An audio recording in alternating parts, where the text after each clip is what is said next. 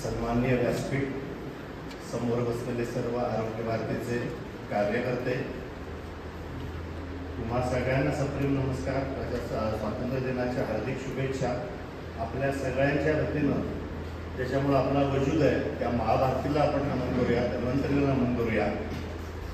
हा स्वातंत्र्य दिन आहे, म्हणजे आपल्याला सगळ्यांना स्वातंत्र्य मिळाले, पण त्या स्वातंत्र्याला सुद्धा एक घटनेची चौकट असेल तर त्या स्वातंत्र्याला अर्थ आहे.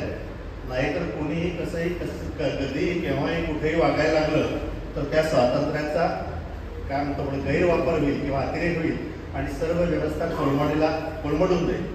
त्यामुळे स्व आणि स्वशिस्त त्या दोन गोष्टी अत्यंत महत्त्वाच्या आहेत. या अनुषंगाने काही मुद्दे मी आपल्यासमोर मांडणार आहे. आपली दिनचर्या सुरू होते सकाळी झोपून उठल्यापासून. झोपून उठल्यानंतर आपण काय करू शकतो? खरं सांगायचं तर काही गोष्टी आपण अंगीकारल्या पाहिजेत, काही गोष्टी आपण सोडल्या पाहिजेत. संस्कृतमध्ये पंडितची व्याख्या अशी आहे की जो स्वतःचं नुकसान न करता, दुसऱ्याचं नुकसान न करता स्वतःचा फायदा करून घेतो किंवा दोघांचाही फायदा करतो त्याला पंडित असं म्हणतात. त्यामुळे अशा गोष्टी आपण केल्या पाहिजेत, त्याच्यामुळे आपल्या स्वतःचं नुकसान होणार नाही आणि दुसऱ्याला म्हणजे तो व्यक्ती असेल, पर्यावरण असेल, कुणालाही त्याचाही फायदा होईल किंवा त्याचाही त्रास होणार नाही. याच्या अनुषंगाने आपण बघूया की पहाटे उठल्यापासून आपण काय करू शकतो. तर सगळ्यात महत्त्वाची गोष्ट मगाशी म्हणायचं तर मी बोलण्यातून उल्लेख केला वाटसरांच्या की सकाळी उठवणं मुलांना किंवा अगदी मोठ्यांना सुद्धा खूप अवघड झालेलं आहे. पण त्या अनुषंगाने जर विचार करायला गेला तर आपण पहाटे लवकर उठलं पाहिजे. आपल्या भारतीय परंपरेमध्ये आपण त्याला ब्रह्ममुहूर्त असं म्हणतो.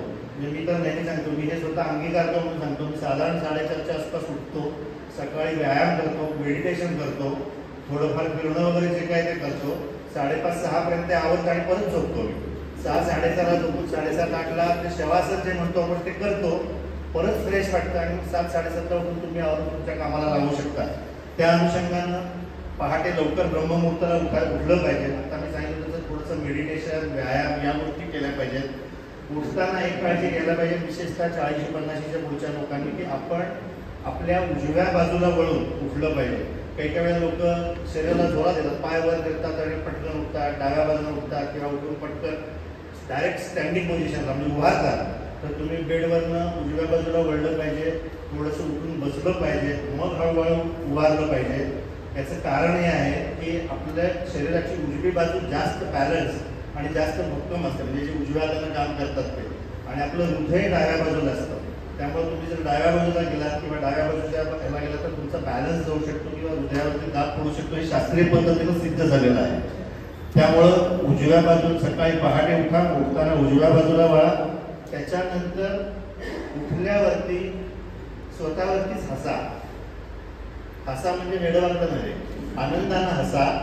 कारण लक्षात ठेवा, जगामध्ये 1/4 बिलियन लोक रोज रात्री नॅचरल डेथनं मरतात.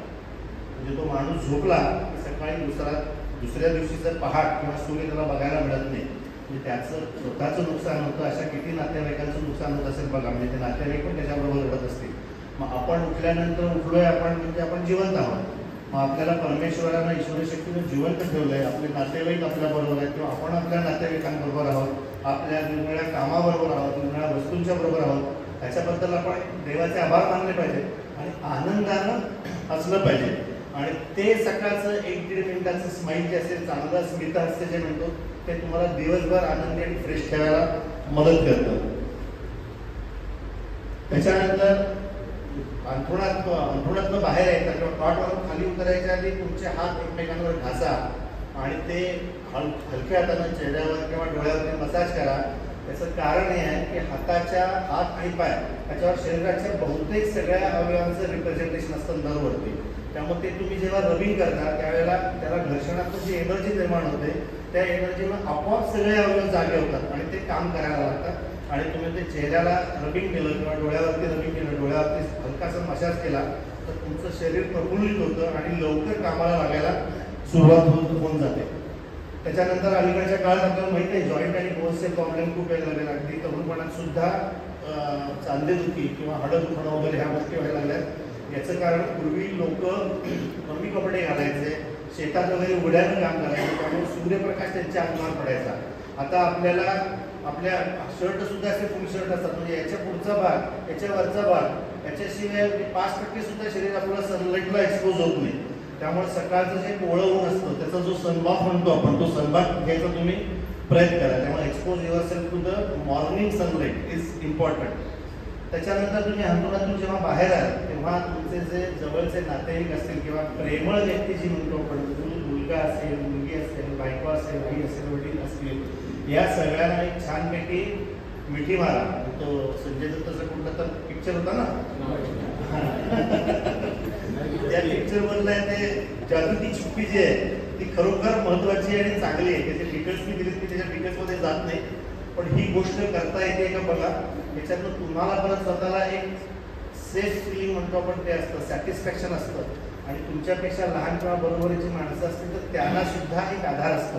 मग अशी जसं सांगितलं उठल्या उठल्या आपण हसलो की आपण जिवंत आहोत, ह्याचं हास्य आपल्याला यायला पाहिजे, आनंद व्हायला पाहिजे. तो आनंद आपल्याला दुसऱ्याला पण देता यायला पाहिजे, आपल्या कुटुंबातल्या लोकांना वगैरे तुला देता यायला पाहिजे.